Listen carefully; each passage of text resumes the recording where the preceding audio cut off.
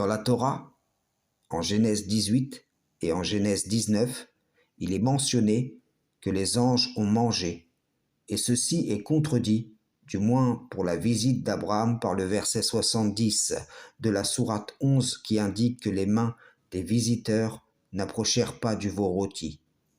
À travers les époques, des rabbins, sachant que les anges ne mangent pas, ont essayé de donner des explications, de produire des midrash, comme l'idée reprise du testament d'Abraham que le Créateur aurait envoyé des esprits pour faire disparaître la nourriture que les anges auraient paru manger sans que ceux-ci ne mangent véritablement. Or, le Coran, qui est le midrash par excellence et dont un des buts est de répondre au sujet de divergence des enfants d'Israël, est catégorique sur la question. Les anges ne mangèrent point. Que cela soit une erreur de copiste ou autre, qui se serait insérée au fil des générations, elle est exploitée par les gens de l'interreligieux qui ne croient pas en la Torah. Bien que, comme je l'ai déjà exposé, le Coran ne vient pas confirmer lettre par lettre, mais la confirmation est en esprit. Toutes les révélations d'Allah sont d'un même esprit.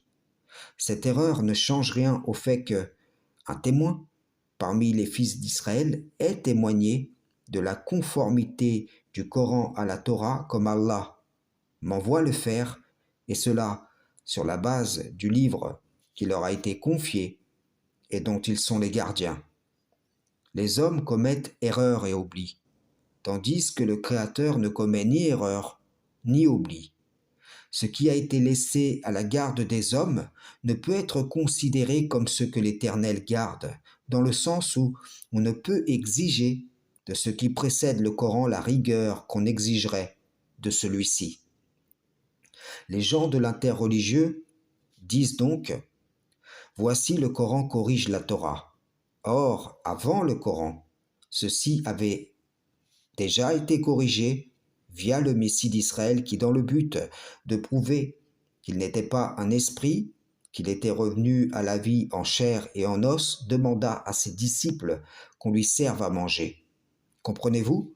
En indiquant qu'un esprit dont font partie les anges ne mange pas, il a répondu aux divergences à ce sujet, de sorte que le rappel du Coran vienne simplement par un récit précis des faits, attesté de cette correction antérieure à lui. Prenez garde aux gens de l'interreligieux. Ils sont des suppôts de Satan, s'engouffrant dans les brèches et cherchant à mettre à profit tout os qui leur est donné à ronger, afin que les gens se convertissent à leur idéologie. Ils ne travaillent pas pour le triomphe de l'islam, même s'ils le prétendent, mais pour des causes étrangères comme le sunnisme, le chiisme, le coranisme, etc. Je donne un conseil aux frères et sœurs. Ne vivez pas votre foi sous la pression du regard de ces gens-là, qu'Allah ôte leur joug d'au-dessus de vous.